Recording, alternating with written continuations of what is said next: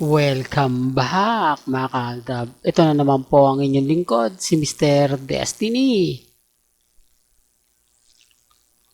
Well, magulo nga po yung mga post ng Armin at Main Fanatics. Ito yung post na sinasabi nga po na nasa Europe pa rin po si Mengay. Nanonood nga po raw sila ng concert. Etong concert na to mga kaaldab. Napagtataka, magulo nga po eh. Pero wala po ito sa social media account ni Mengay. Kahit tignan nyo po yung Instagram niya, hindi nyo may makita. Kahit Instagram ni Congressman Arjo. Pero marami naniniwala eh. Marami sumisimpatya. Marami nagsasabi na kumbaga totoo daw yan, etc. etc. Natatawa na lang po ako eh. Kaya nga po ako naguguluhan na rin po kung sino nga po ba talaga yung nagpo-post ng mga ganito. Kung nililin lang nga lang po ba nila yung mga netizen. Kasi ito yung pinaka-latest na post eh. Nasa Switzerland naman daw po ngayon si Mengay. Hindi po ba? Pero syempre hindi niyan si Congressman Arjo yung nasa ibabaw niyan. Baka sabihin nyo, Mr. Destiny, tignan mo yung mukha. Hindi po talaga siya dyan. Siguro hindi talaga siya kasama talaga mga kaaldab. Kasi ito yung pinaninindigan ng mga army, ng mga taga District 1 sa Quezon City. Si Main mag-isa lang daw pong umalis. Kumbaga, hindi po daw talagang umalis si Congressman sa District 1. Yan po yung sabi nila. Sa bagay mga kaaldab, kung titignan nyo naman po yung post ni Congressman Arjo, wala po kayong makikita. Wala po kayong kumbaga masisilip na butas na umalis nga po talaga siya. Kaya lang, syempre nandyan yung point mga kaaldab na kapag nag-post si Mengay, kailangan isama talaga si Congressman. Kasi hindi nga po mabubuo kapag si Mengay lang. Lalong magiging o lalong papabor yan sa Aldab Nation. Kapag hindi nga po kasama si Congressman Arjo. Dahil alam naman po nila na umalis nga po ng bansa kasama si Congressman Arjo. Yung pala, hindi naman po totally sa ibang bansa. Kaya nga sabi ko sa inyo mga kaaldab, relax lang po kayo. Hayaan nyo lang po yung mga yan na magpakalat ng maling impormasyon. Kasi nadidiin naman po talaga rito si Congressman. Saan ka naman kasi makakita? Biruin mo around the world kayo.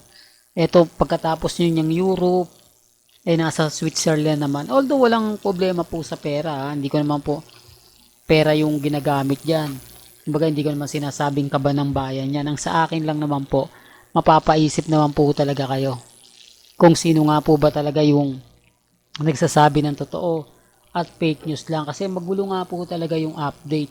Hindi mo talaga masasabi kung sino nga po ba yung paniniwalaan mo, kung sino nga po ba talaga yung nagsasabi ng totoo. Ang importante po kasi sa Armain, sa mga main fanatics, may post sa social media sa mga nagaganap at nangyayari nga po kila Mengay at kay Congressman Arjo. Hindi mo alam, baka sa Philippines Arena lang kinuha to eh. Di po ba? Na inedit-edit na lang nila, tapos kung nga rin nasa ibang bansa. Sinasabi ako, hindi ko na naman po ito pinapansin, baka may mag-react naman dyan nakatutok ako, kalmado lang po ako, kampante. Doon tayo sa Aldab Nation. Doon tayo sa kila Mengay at kay Alden nakapokus. Kaya nga po yung iba nagre-react, nagko-komento. Akala ko ba Mr. Destiny, ano ka? Bakit? Gusto ko lang pong ipabatid sa inyo, gusto ko lang pong ipaalam kung ano nga po ba talaga ang mga nangyayari sa social media. Kung ano nga po yung mga pinopost nila, pinapakita at ipinararamdam. At least updated po kayo. Kahit sabihin nila na kinukuha mo yung mga video ng tapos magre-react ka. Basta importante lang naman doon, lagi po kayong updated. Pero bago nga po tayo magsimula at ituloy etong update na to, kung bago ka lang sa channel na to at isa kang true-blooded Aldab Nation na nagmamahal kina Mengay at Isoy, tama po ang channel na pinuntahan mo. Kaya consider na po kitang bagong subscriber. At huwag mong kalimutang i-share ang mga video po natin sa mga mami, sa mga titas, at sa mga senior. Pero pumapabor sa atin to, alam nyo bakit?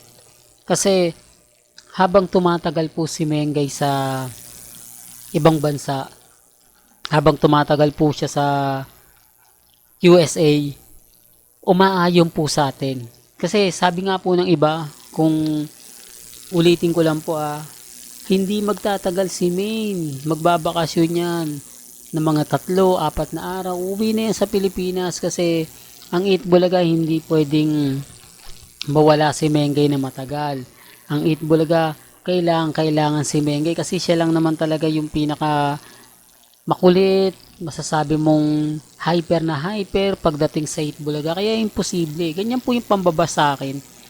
Ganyan po yung pambabanat nila sa akin. Pero nang tumagal, at eto na nga po yung nangyari, na nasa Europe na si Mengay, Athens, wala na. Di po ba? Yan ang patunay mga kaaldab na sila po yung galit. Sila po yung inis. Kasi lahat po ng sasabihin ko, magiging taliwas lang po.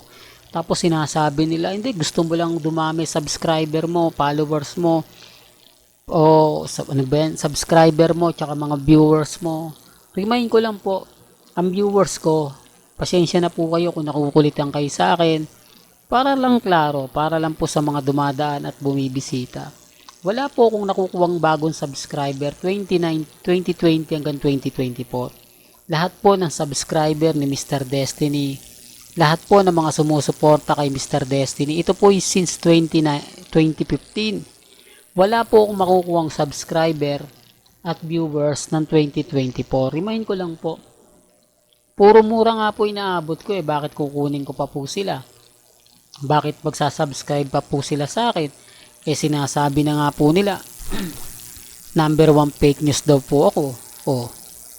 Tapos, yun po, ako kung gusto ko lang po ng viewers, remind ko lang ulitin ko lang for the record po. Kung gusto ko lang po ng viewers, una kong gagawin, mag-iiba ng content. Mag-main fanatics ako.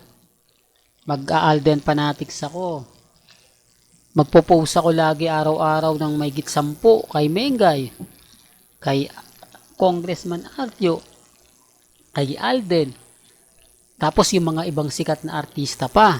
Di po ba? Yung mga issue na yan. Nako, papatulan na natin yan kay Bea Alonso, Dominic Roque, at yung kay Catherine, nanliligaw kay Catherine, kay Sanya Lopez, kay Bea Benene, lahat yan kakagating ko na. Di trending ako at dadami viewers ko kasi magiging siya ibig kong sabihin mga kaaldab, yung mas maraming manonood sa akin kasi updated ako lalo na po pag may nag-boom, lalo na po yung issue kay Sandro Mulak. Dito pumutok yung mga kaaldab, agad-agad gini-upload ko na, tapos ginawa na natin ng content, di trending ako, di viral sana yung mga video ko. Kaya lang, solid aldab po ako Ano man po mangyari, hindi ako magpapalit ng content at hindi ko rin po habol ang maraming viewers. Sapat na yung 10. Sapat na yung mga ganito. Di po ba? Bakit ka naman kasi kukuha pa ng mas marami kung lahat naman ng karamihan ng babatikos at mangi-insulto sa'yo? Talagang masasakit naman. Kaya nga po pag ako nagbibigay ng update, sinisigurado po natin. Ito, hati ang opinion ng iba pero walang nambabas dito. Wala nagsasabi na ba't ganun? Ba't nasa Europe napunta agad sila ng Switzerland? Parang hindi man lang sila pumunta ng airport, nagpa-picture man lang sa mga netizen, sa mga fans nila. Wala Kaya nga po ako nagtataka rin paminsan-minsan na wala man lang pong nagtatanong, wala man lang pong nagsasabi na kumbaga si Mengay umalis ba yan, andyan ba yan, etc. Wala nga pong update kahit sa airport man lang. Dapat kahit paano naiispatan siya, gaya nga po nila Alden Richards at ni Catherine. Pero syempre wala po ako sa posisyon para ipilit yan. Ang sa akin lang po, nagbibigay tayo ng ganap, nagbibigay po tayo ng update. Sa mga nasa kanila na po yan kung ano yung paniniwalaan po nila. Di po ba? Real talk mga kaaldab. Well, hanggang dito na lang po ang ating latest updates. Kaya kung gusto nyo pa po ng pinaka-latest at sariwang update, abay tumutok lang po kayo dito po sa channel ni Mr. Destiny para updated po kayo sa mga latest at sa mga bagong video po na ilalabas po natin. maya-maya lang. Hanggang sa muli, salamat po sa panonood at pakikinig.